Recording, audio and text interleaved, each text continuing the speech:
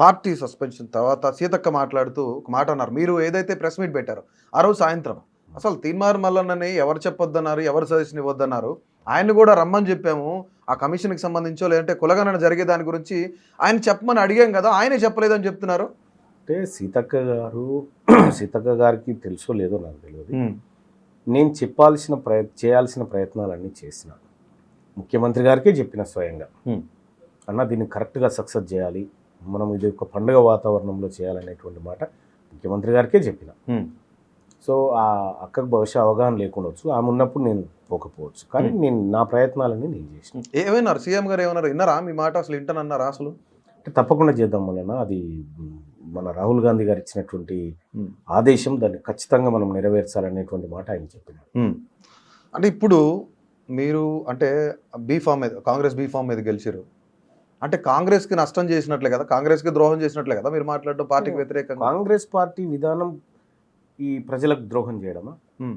Congress party విధానం తప్పుడు సర్వేలు చేసి ప్రజల్ని మభ్యపెట్టడం అది కాదు కదా. కాంగ్రెస్ పార్టీ విధానం వేరు, ప్రభుత్వం చేసిన కార్యక్రమం వేరు. కాంగ్రెస్ పార్టీ లైన్ కరెక్ట్గా ఉంది, రాహుల్ గాంధీ గారి ఆలోచన కరెక్ట్గా ఉంది, దాన్ని ఇంప్లిమెంట్ చేసేటువంటి వ్యక్తుల దగ్గర అది డిస్టర్బ్ అయింది.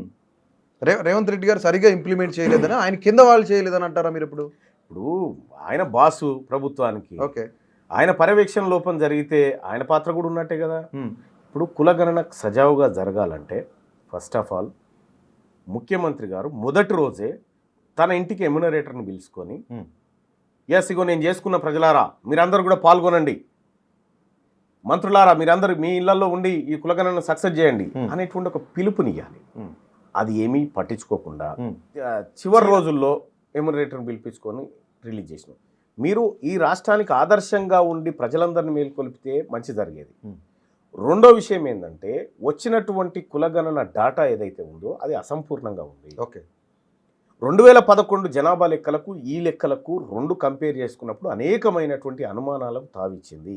వీటన్నిటిని ప్రజల్లో నివృత్తి చేయాల్సినటువంటి ప్రభుత్వం అందులో ఫెయిల్ అయిపోయింది.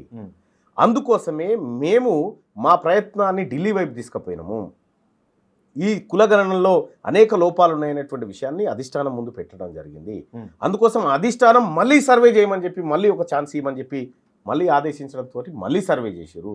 మళ్ళీ సర్వే చేసిన తర్వాత కూడా పెద్దగా స్పందన లేదు. తద్వారా జరిగినటువంటి లోపాలన్నింటినీ మళ్ళీ అధిష్టానం గమనించి దానికి ఒక సపరేట్ కమిటీని నియమించింది. బట్ ఇక్కడ రీసర్వే కాదు మేము చేసింది, ఎవరైతే మిగిలిపోయి ఉన్నారో 3.9% సంథింగ్ ఎంతమంది ఉన్నారు వాళ్ళందరినీ మళ్ళీ సర్వేలకు తీసుకురావడానికి భాగమే, వాళ్ళందరూ పాల్పంచుకోలేదు కాబట్టి మళ్ళీ చేసామని చెప్తున్నారు. ఇప్పుడు విషయం వాళ్ళు అయిష్టంతోనే పాల్పంచుకోలేదు కదా. రైట్, అయిష్టంతో పాల్పంచుకున్నటువంటి వాడి దగ్గరికి మళ్ళీ పోతే మళ్ళీ ఎట్లా చేస్తాడు?